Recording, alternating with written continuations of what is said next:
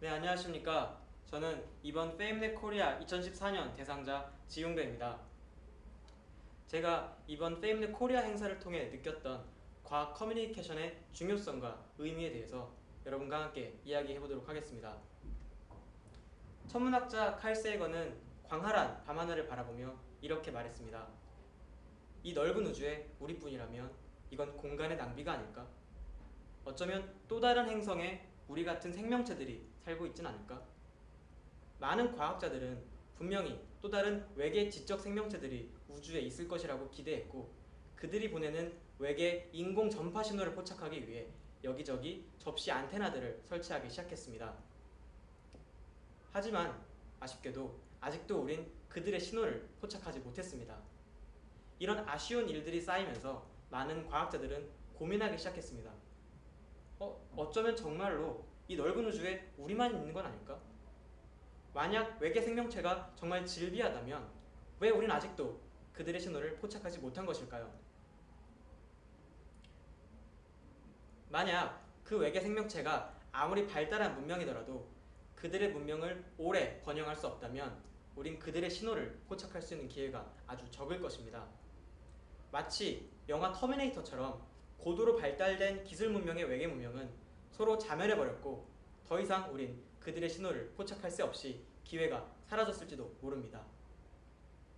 또한 외계 지적 생명체들이 직접 자신의 존재를 외계를 향해 내보이지 않고 있다면 우린 그들의 존재를 알기가 매우 어렵습니다. 마치 우리 인류가 그러하듯이 외계의 신호만 듣기를 바랄 뿐 직접 열심히 내보내지 않는 소극적이고 아주 침묵한 외계 지적 생명체로 가득하다면 우리 은하는 그저 고요한, 아주 조용한 그런 은하일 것입니다. 더불어 우리가 지적 생명체들의 인공신호를 포착하기 위해 둔 그 전제 조건 자체가 잘못됐다면 우리는 그들의 신호를 절대로 알기 어렵습니다. 우리와 전혀 다른 수학 체계 때문에 그들 나름의 별도의 인공신호가 있고, 따라서 우리의 수학적 인공신호로는 인식할 수 없는 그들의 신호가 이미 날라왔지만 우리는 알아차리지 못할 수도 있습니다. 이렇게 여러가지 다양한 이론들이 우리가 아직도 외계인들의 신호를 포착하지 못한 것에 대한 핑계를 대고 있지만, 결국 이런 이론들이 궁극적으로 설명하는 것은 단 하나, 바로 소통의 부재입니다. 그리고 이런 소통의 부재는 굳이 외계로 고개를 돌리지 않아도 우리 주변에서 비일비재하게 찾아볼 수 있습니다. 특히 과학을 전공하는 과학자들과 과학을 전공하지 않는 일반 대중 사이의 소통의 갭은 점점 더 벌어지며 아주 중요한 사회 문제로 부각되고 있습니다. 마치 터미네이터처럼 많은 과학자들은 인간 사회와 쉽게 교감하지 못하고 그저 차가운 심장을 갖고 있습니다. 또한 자기의 연구에 대해서 직접 세상을 통해 교감하지 못하고 그저 조용히 침묵하고 있을 뿐입니다. 나아가 애써 내뱉은 과학자의 한마디는 일반 대중들이 쉽게 이해할 수 없는 아주 어려운 외계어일 뿐입니다. 이런 소통의 부재에 대한 해답을 전 이번 영국에서 찾을 수 있었습니다. 제가 페임넷 코리아 행사를 통해 참가하게 된 이번 영국 페임넷 국제 행사와 그리고 첼트넘 과학 페스티벌에서 저는 아주 여러 가지를 느낄 수 있었습니다. 우선 가장 큰 충격은 일반 대중들의 높은 과학에 대한 관심과 애정이었습니다.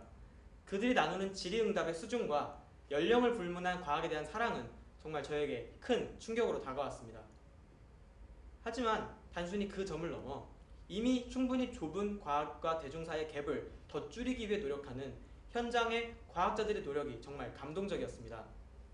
이렇게 어린 아이들에게 현장의 어려운 과학을 그대로 더 쉽게 들려주기 위해 계속 고민하고 있고, 또 아이들이 직접 과학을 게임과 놀이로 승화해서 집에서 함께 과학을 곁에 두고 놀 수 있도록 그 방법을 연구하고 있었습니다. 제가 결론적으로 느꼈던 영국에서의 과학에 대한 관점은 그들은 그저 과학을 하나의 어려운 학문으로 여기는 것이 아니라 하나의 컨텐츠, 하나의 즐거운 쇼로 만들어냈다는 것이었습니다. 우리 인간의 의사소통은 날이 갈수록 진화했고 의사소통을 나누는 상호 간의 이로운 방향으로 계속해서 발전하고 있습니다. 하지만 이런 발전 속에서 유독 과학자와 일반 사회 대중 간의 소통은 크게 발전하지 못하고 있습니다.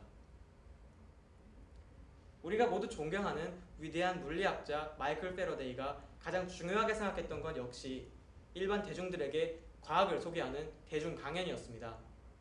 그가 크리스마스 때 시작했던 이 대중 강연은 영국을 그저 단순한 과학의 나라가 아니라 과학 커뮤니케이션으로서 성장할 수 있는 좋은 기틀을 마련해 주었고, 나아가 이 크리스마스 강연은 리차드 도킨스, 칼 세군 같은 훌륭한 커뮤니케이터들을 양성하는 기틀을 마련했습니다. 여기 사진을 보시면 여기 영국 여왕이 계신 것을 볼 수 있습니다. 그리고 영국 여왕과 함께 이 사진에 들어있는 이분은 정치인이 아닙니다. 바로 영국의 훌륭한 천문학자 중 한 분입니다. 이분은 이렇게 주기적으로 영국 여왕을 찾아가며 천문학과 우주에 관한 꽤 어려운 이야기까지 들려드리고 있습니다. 이것은 즉 영국이 그저 과학을 사랑하는 것이 아니라 과학과 사회가 소통하는 과학 커뮤니케이션을 그대로 사랑하고 있다는 것을 보여주는 아주 좋은 예라고 생각합니다. 촉근 이론에 대해 어려운 내용을 쉽게 풀어주는 물리학자 브라이언 그린, 그리고 유럽 입자물리연구소에서 입자물리에 대한 이야기를 풀어가는 물리학자 브라이언 콕스, 또 최근 코스모스 시즌2를 진행하고 있는 재밌는 천체물리학자 닐 타이슨과 우리가 어렸을 때부터 익히 알고 왔던 과학하는 아저씨 빌 나이, 우리 모두 이런 과학 커뮤니케이터들에게 과학을 들었고, 여러분들 중 많은 분들 역시 이런 분들 덕분에 과학에 대한 사랑과 관심을 갖게 됐을 것입니다. 우리는 비록 과학을 공부하고 있지만 과학자이기 전에 우리 사회를 함께 이루는 사회 구성원의 일부라는 것을 절대 잊어서는 안 됩니다. 사회의 필요와 사회의 동의 없이는 우리의 과학도 존재할 수 없습니다. 더 이상 밤하늘을 바라보지 않는 사회에게 거대 망원경이며 우주 왕복성이며 그들은 절대로 호응해주지 않을 것입니다. 제가 생각해본 과학 커뮤니케이터가 갖는 매력은 마치 갓 연애를 시작한 아주 풋풋한 커플과 같은 매력이 있다고 생각했습니다. 만약 내가 어떤 아름다운 여성과 연애를 하고 있고 그가 너무 아름답다면, 너무나 소중하다면 저는 그녀의 존재를 세상에 열심히 티내고 싶지 않을까요? 내가 정말 맛있게 먹었던 맛집이나 재밌게 봤던 영화에 대해서 우리가 친구에게 열변을 토하며 추천하듯, 내가 정말 과학을 사랑하고 내 연구 분야에 대해서 애정이 있다면 그것을 내 주변 사회를 통해 열심히 내비치고 소통하고 자랑하고 싶지 않을까요?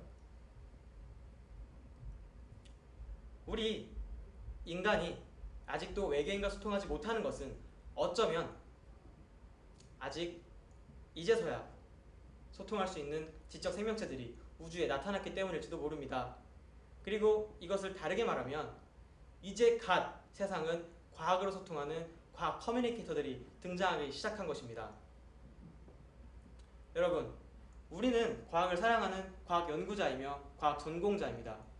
여러분이 진정 자신의 연구 분야를 사랑한다면 여러분들이 얼마나 사랑하고 얼마나 뜨거운 과학자인지 세상을 통해 자랑할 수 있는 기회가 있었으면 좋겠습니다. 여러분들이 바로 우리나라 과학 커뮤니케이터를 이끌어갈 선구자 중 한 분입니다. 감사합니다.